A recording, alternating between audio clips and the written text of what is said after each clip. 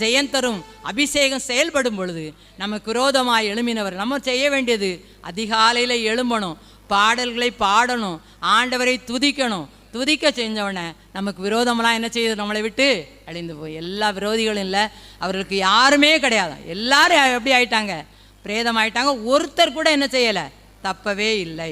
உடனே யோசபாத்தோடைய ஜனங்களும் அவருடைய உடைமைகளையும் கொள்ளையிட வந்தாங்க. அவர்கள் கண்ட ஏராளமான பொருள்கள், பிரேதங்களிலிருந்து உரிந்து போட்ட ஆடை ஆபரணங்கள் தாங்கள் எடுத்துக்கொண்டு போகக்கூடாது இருந்தது.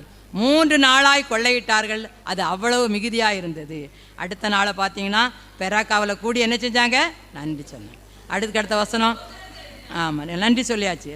பெராக்கா என்பேர் அவங்க நன்றி சொல்லி ஆண்டவருக்குள்ள ஸ்தோத்திரம் பண்ணி துதிச்சாங்க. அடுத்தது 27ஆம் வசனத்தில் பார்த்தீங்கன்னா, கர்த்தர் அவர்களை சத்துருக்களின் பேரில் கழிவுற செய்தபடியால் யூதா மனுஷர் யாவரும் எருசலேம் ஜனங்களும் அவர்களுக்கு முன்பதாக யோசபாத்தும் மகிழ்ச்சியோ